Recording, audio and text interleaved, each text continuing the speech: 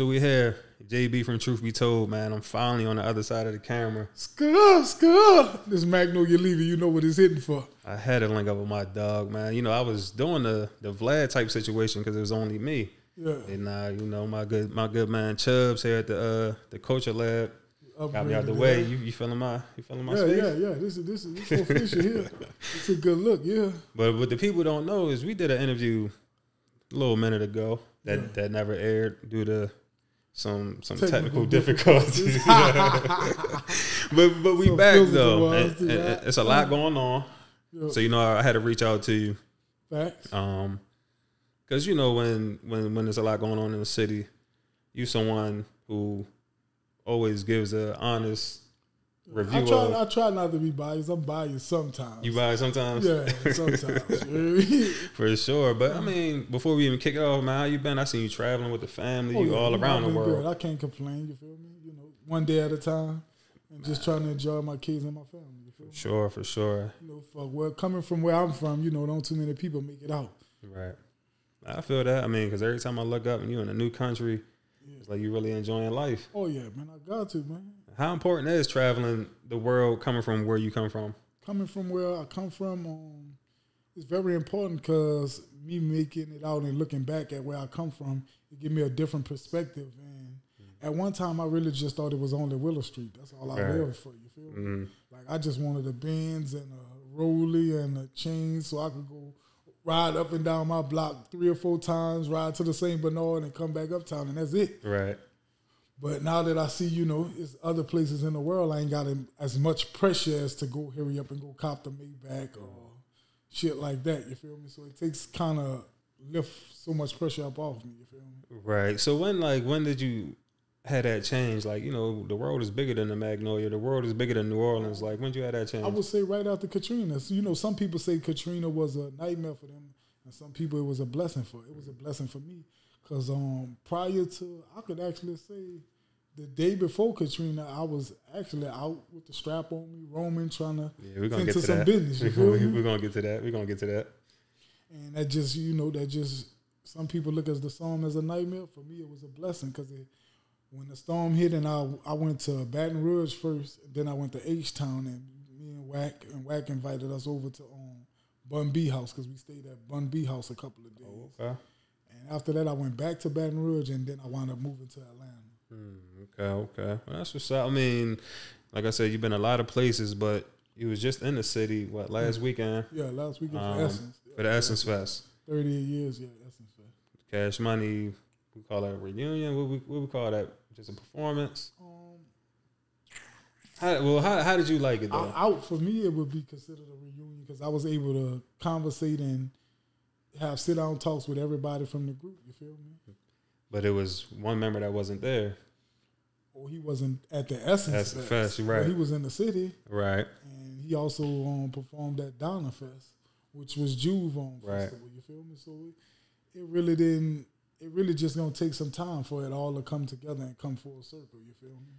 So let me ask, though, because, you know, that's the hot topic right now, as far as Turk not being present for the Essence Fest. Do you think it can be a Cash Money reunion without Turk?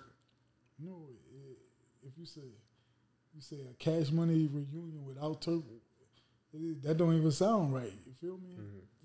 Turk had a Cash Money chain, right? So this validated. It's already in the books that he a Cash Money millionaire. That's a fact. I mean, yeah, that's basically saying like you could have a UGK reunion with Pimp C not being there. You can't do that. Right. So how do you feel about everything that's going on between him and BG right now on the internet? They're doing a lot of back and forth. Yeah. I don't know. It's like, you know, you got BG. Yeah. He's saying, you know, Turk did something. Yeah. He not really saying what. Turk just came with some receipts as far as, you know, saying he was holding them down. Yeah. It's just like a lot, kind of hard to keep up with sometimes. How do you feel about it? I think it's a lot of outside sources like having a lot of say-so in each one of them area, you feel me? Mm-hmm. And I think give it time and it'll die out. And then also, you know, that's what siblings do, you feel me? Sometimes you don't get along, but it ain't like it's where it's going to be no problems with each other or nothing like that, you feel me? Then, you know, I look at like his mama, Jizzle mama, their kids, and his brothers and shit like that. You know, I look past what they going through with each other personally. You feel me? Right. But I mean, you said it ain't gonna be no problem, but it's kind of like reaching that point where it's like, man, this is getting a little too serious. Like, but y'all got to talk before it get any further at this point. Yeah. That's how I look at it. That's how I look at it too. Just call each other. BG let Turk know what he did. Yeah, you know, I just feel like everybody got to stand on their words and just tuck your feelings in sometimes. You feel me? And just reach out to one another, or get somebody who, fuck you, man. Really and truly, I feel like the OGs should be stepping in at this point. You feel me? And, you know, settle this, you feel me? Okay, so when you say OGs, you know, you got obviously the big OG is Birdman, Baby. He not really seeing eye to eye with Turk right now either, though. Yeah. So it's like he can't really step in and try to, like, that's one person that can definitely mend that relationship, but I don't think him and Turk seeing eye to eye, so now he probably just letting BG do his thing. Yeah. Well, if I was in Turk's situation, I would just call Hot Beats. Because I know Hot could get this shit done and get it over with. Right. Yeah, I mean, I don't know, man. I hope they work it out, though. Yeah. And I think everybody want to see all of them on stage together performing them classics. Of course, everybody want to do it. And that's a breadwinner, you feel me? Definitely a breadwinner, too, for sure. So, and I also want to see Turk win, too, you feel me? Right, because, you know, that's been my partner since day one, and I done saw him sober. I done saw him having an addiction, and I done saw him bounce back from that.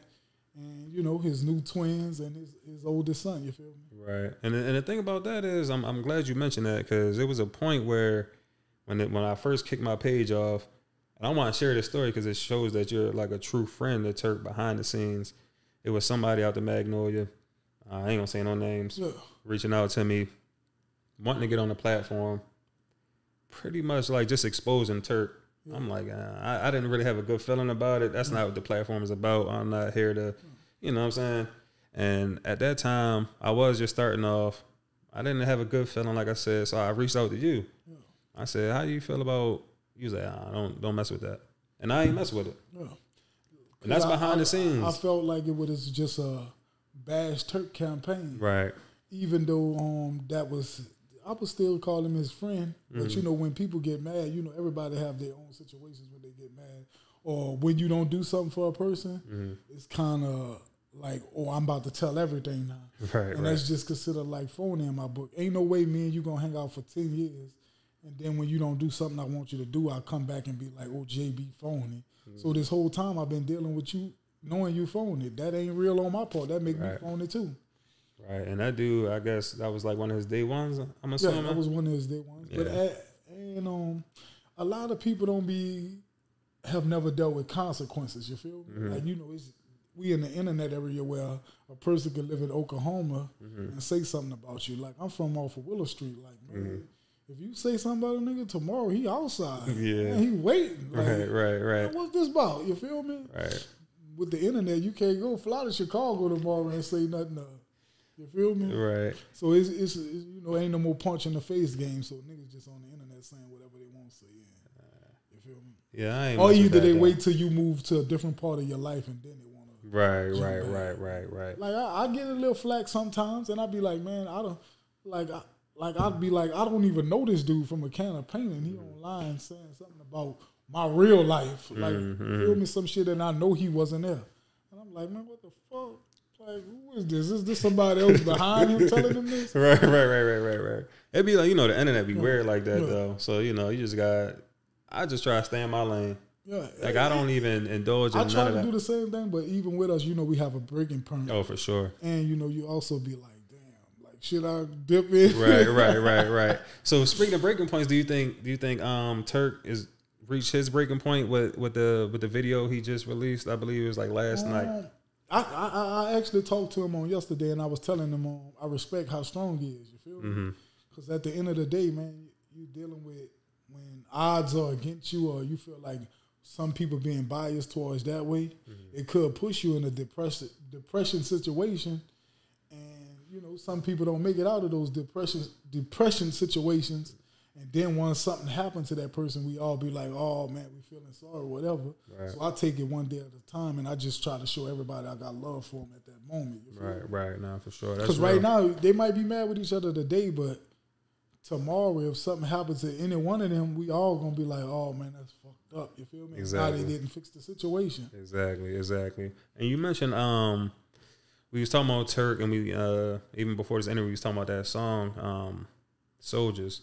Yeah. I believe the name. He never really he put the video out, but he ain't put it on streaming platforms. Turk, you gotta put that song out, man. Oh yeah. I just talked to him about production too. I hooked him up with some people that I know who do production to get some better songs and stuff like that. Got you, because that one was a hit. It made me feel like I was trying to know you. You know what I mean? I'm like, yeah, this is a good one, Red. But he also mentioned your name there. Yeah.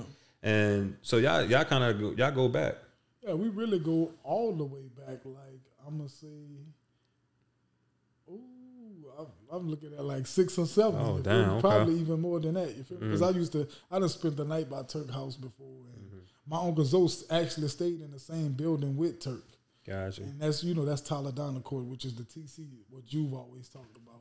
So that's why Juve always, say whatever he want to me, you feel me? Because he feel like he still pull his belt off and whoop my ass, you feel me? He's still on that uncle mode, you feel me? That's why everybody got so much respect for Juve, you feel me? Sure. Like Juve the type of person, like he willing to fight today or tomorrow. He don't give a fuck. Like he feel played, the nigga be like, let's go to the backyard. You feel me? Right. So when did you and Turk did y'all like kind of start rapping together at the same time? Yeah, we started on this guy named Chill Will from Hypernuff. He had a whole label, 6 Shot. Soulja Slim was over there on Corey C, the Cartels, and I was over there also. That's before I even started connecting with Bg Derrick. Me and him, we had a group called. Well, what year Guns. is this? I don't want to cut you off. Oh my goodness, like man, I can't even tell you. Okay. I know it was before. It had to be like around. I'm gonna say at least like 94 or 95. Okay. That's when Slim was wilding, because I remember we did a Riverboat Hallelujah concert, and Slim was shot in the arm, and he had his arm in a sling, and that's how he was able to get the burn in the side of the concert. He faked like he had a cast on, but he had got shot in his arm and didn't go to the hospital. So he tied it up in a soldier rag and snuck the burn in the concert, because he was like, he wanted to get the money from the concert first before he go get his arm done. You feel me? Man, I done did so much crazy shit with Slim. I think we was going to. Move that closer. Yeah, go ahead. I think we had a concert up in, if I'm not mistaken, in Bogalusa, Mississippi. And on the way there, we got pulled over. Slim had a warrant. It took Slim to jail. We went in the concert with another guy that was in the car with us. Now, this guy fat. This guy on my side, he wore a ski mask and said he was Soulja Slim. And we got the money, and that's how we was able to make it back home. Yeah. But, back then it was like, it was kind of hot. You kind of went on word of mouth, though. You didn't really see the artist that much, though. You didn't really see the artist back then. So anybody could have been Soulja Slim at that moment, kind of thing. And then this man performed with a ski mask on all of the songs from the Dark Side. Nigga, how you figure all that with a whole ski mask on, man. So back then, so when you on that label, Hype Enough, you just named the roster. That's a vicious roster right there. So Juvenile actually was over there too, but then Juvenile wound up going to New York and got a deal up in New York, and that's when he dropped the album on Being Myself. Right. Okay. Yeah, I think that was like 95. Yeah. Could be wrong. Juve always been like what you could say, a traveling type person. He a real go-getter. Okay. Like even from when I was younger than him, and at that point, Juve will tell you that he used to catch the bus to the studio, 33 St. Charles, and that's how I was able to start coming around, just running behind Juve, always, following him, and Shout out to Juve, man. Shout out to Juve. Definitely one of my favorite hot boys, but we're going to get on that too. But going back to the roster, so when back in that time, did you see like anything special? Like, did you know like Slim was going to blow up like how he did? Oh, yeah. Slim always had that special. Slim always had a grip on the neighborhood. Like even with, you could say it was competition. Because, Slim being from the new side and Juve and Turk and all them being from the old side, our side was kind of more like we try to play it like we faster than the old side and make it competition. Right. You feel me? Mm-hmm. But Juvenile was more of like grown ups. Like they like quiet with their moves. Like you know how Frank was in what it is, the movie Denzel played, and he kept on telling no boy, stop wearing all that flashy shit. Oh yeah, American Gangster. And that's how Juve would be. Like Juve, like, man, y'all niggas with all that stunting shit over there, we really getting money, and we low key getting money. You feel me? And that's what separate the Magnolia old side, new side. Right. We had niggas getting money on both sides, but everybody wanted to play it different. Right. And just Willow Street being home of the killers, like we had this thing where like don't come and hang out here. You get killed on our side faster. You feel me? Right. And speaking of Slim, you was around since day one. I want to say like last year, Dana hit the internet. Shout out to Dana. What's up? She reached out to me as well back before it even before it hit the net. I respectfully left that alone too. You know what I'm saying? But Video Wayne came, he did his thing, and is out there now. Were you aware of Slim having a baby with Dana? See, I didn't actually know that. You feel me? Okay. But I knew Dana because through her uncle, One Eye Lenny and Lil Tank, which is I think it's been so long. Lil Tank is her cousin, I think. Right. But well, you can hear all the stories about Lil Tank too all over the internet. Gangsta talk about him too. Right. Like, and so I've been knowing Dana since I was a kid too, and they stayed across the court from us. All us stayed on Willow Street. Right. And then, but you was around when like Slim and Dana messed around. Yeah, you could say that. Because I know I'm mentioning that because I remember we was on live. Yeah. Back when I first started the page, and you was about to go to work one day. Yeah. You was coming from upstairs, about to go to work. You remember that story? And Slim had somebody in the house. Yeah. Yeah, I remember that story. You said she's so real. She might just admit it was her. Was it Dana? No, it wasn't. The person who it is though, they still out here. You feel me? They still out here. She out here, but she don't tell her story, but she's still a gangster. Got you. Offline, I'll show you. Oh, all right. Because for the longest, like after you said that, and then Dana hit the net, I kind of assumed, my bad, Dana. I apologize. I kind of assumed it was Dana for whatever reason. No, it wasn't Dana. Oh, that's too funny. But all right. So, kind of going back a little bit. So how about Turk though? Did he have anything special back then when y'all was with Hype Enough? Yeah, Turk been special also. The only problem Turk ran into was his addiction, you feel me? Mm-hmm. And that was the thing back in the days. A lot of people actually wanted to get on dope and shit because of Soulja, Slim, or Bg them, you feel me? Damn. Like, it was kind of part of our culture that we embraced, you feel me? Like, heroin was a thing back in the day. You feel me? You wanted to sound like Bg or you wanted to sound like Soulja Slim. So you would get loaded to try to sound like them recording. You feel me? Mm-hmm. And yeah, because I'm starting to notice that a lot of people was getting loaded. At a young age too. Even if you go back to Soulja Slim old songs, he even had a song called Powder Bag. Right. You feel me? And you can see what he said up in there. Throw some powder on my dick and make her lick it off. Right. Yes. So when Turk. How old was y'all when Turk started getting loaded? I'm going to say we had to be about 16 or 17.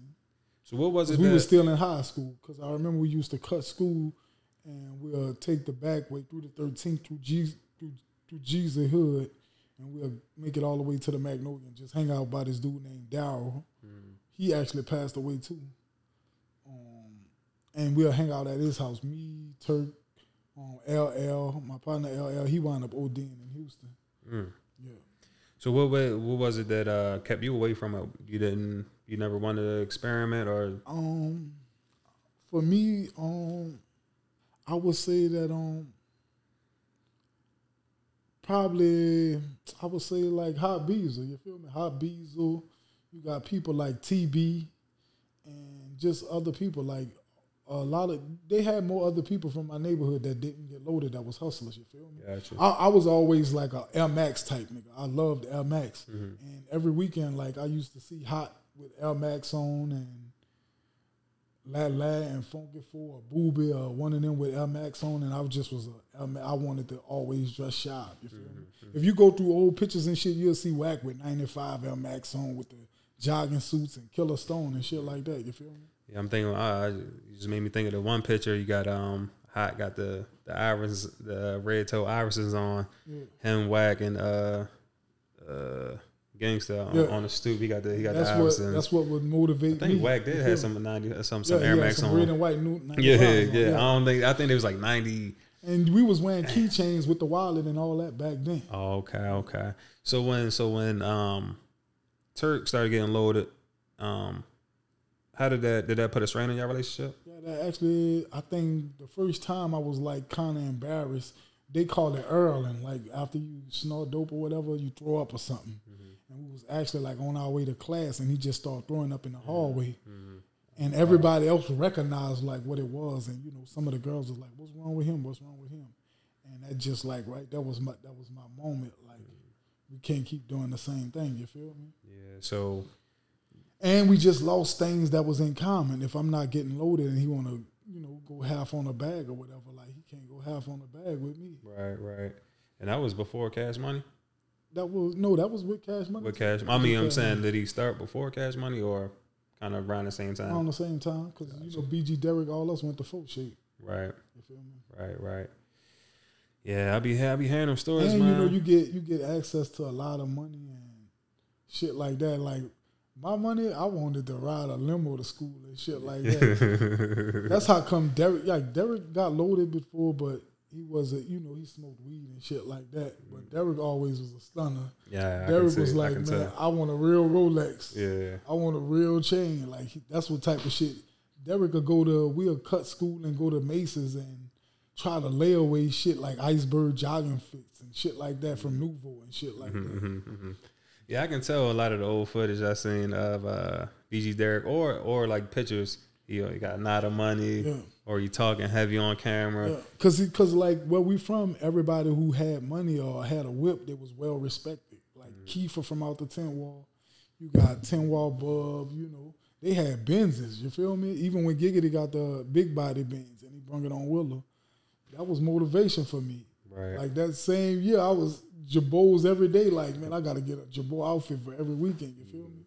And that just was motivation. Even with Ski Boo and Doing It from Hot, from all of them. You feel me? Right. Shout out Ski Boo too. That's my dog right there. Shout out Ski Boo. Shout out Ski Boo. Okay, so Hype Enough. So what happened to the label though? With Hype Enough, Juve wound up leaving and getting a major deal. Then Slim kept getting incarcerated. So every time he dropped an album, he probably was in jail and they couldn't promote it right and shit like that. And then, Will had his family and stuff like that. And, if you keep putting money into an artist, he's going to be like, I'm going to fall back on him. So when Slim got incarcerated, he called some time. He went with the move with 6 Shot. And, it just didn't quite hit as big as Slim, you feel me?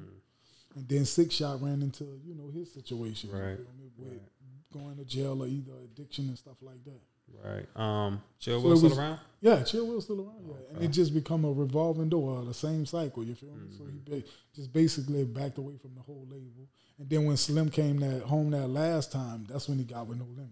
Got you. So what did that do for you once that label kind of, I guess you could say, folded? What was your next move? That's when I started hanging with Derrick every day and going to 33 St. Charles, you feel me? And that's when I started hanging around Cash Money. And me being a youngster, I'm not taking it as serious as everybody else. But I want to hang out with Derrick. We riding to school in a limo or a Bubble Line Lexus. And then Deshaun actually, when Derrick was having problems over at Cash Money with street and being in the street and doing the record label thing, Stunner was like, you can't do both. You feel me?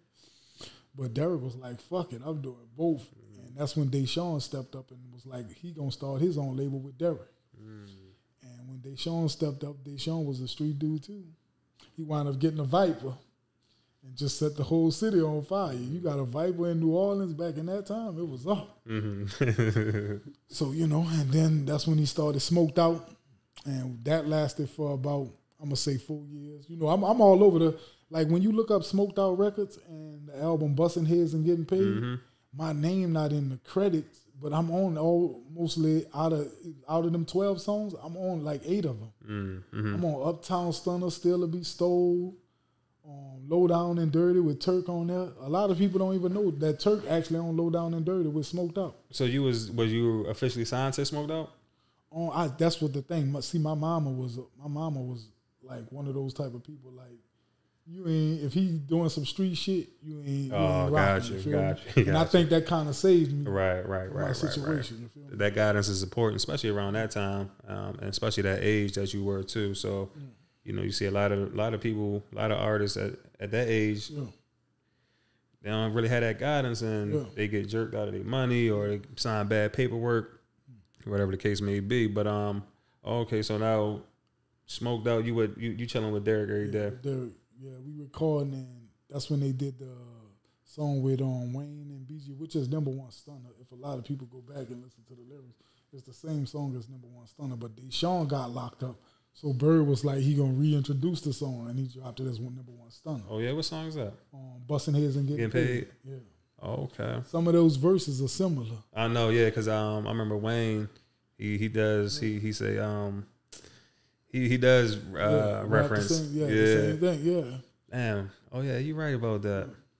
Shit, that's like one of my favorite songs too on that album. I think. It depends on the day, but I think Baby, I think Baby or Derrick had the best verse though. Baby came on that joint.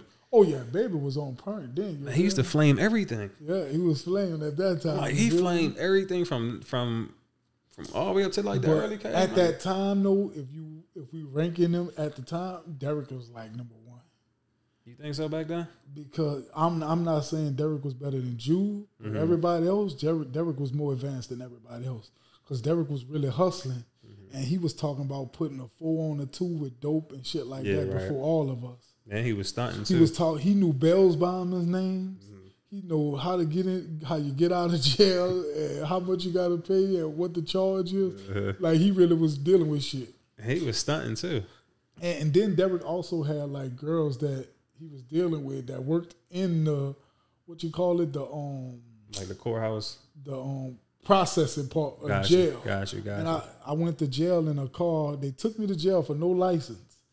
And this dude was able to get me out in no longer than 30 minutes, bro. The police actually came back around, and I made it back uptown before he got off his shift. And he was like, "Lil motherfucker, come here. Who you know?" And he was the one that put that play together for you, Derrick. What you talking about? The whole to get you out. I thought you said. He knew the bro who do the processing. Right. So she took my file because it's like a little line of processing. Like when you go to jail in New Orleans, it's like a process. Right. Man, this shit's slow. Yeah. They took my file and moved it all the way up, so I was able to get out before this guy got off shift. Right. And so the guy was like, "Man, who the fuck? You know how you was able to get out that fast?" Right. Damn. That's a good look though. Now you got me thinking about that song though. So who you think had the best verse on that song? On the Bustin' Heads and Getting Paid? Baby came on that. Man. I'm gonna say Bird. Bird came on that. Even though Wayne did his thing, I don't talk twice. Like, I'm gonna go down with Bird. Bad with me, nigga, you gonna lose your life. Yeah, Bird killed it. Yeah, he did. But Derrick came on there proper too though. I ride at night. Yeah. Fuck being, what do you say? Fuck being broke. Yeah.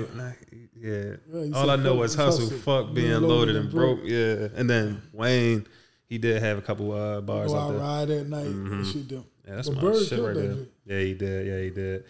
All right, so you got Smoked Out. So you chilling with Derrick every day, and then unfortunately, Derrick ended up being killed. Yeah. Do you remember the day that he got killed? And then when you heard the news?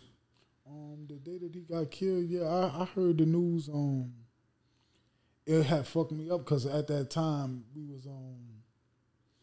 wasn't hanging every day during that time because I think it was a cell phone or something, and I left it in his car, and I kept on blowing him up about it. And he was like, "Man, I'm gonna bring you the fucking cell phone, man. Stop blowing me up about it." And he just stayed away a couple of more days because I was blowing him up about the cell phone. And back then I remember I had a Sprint phone. That bit was gold, and it had the little flip mouthpiece on it.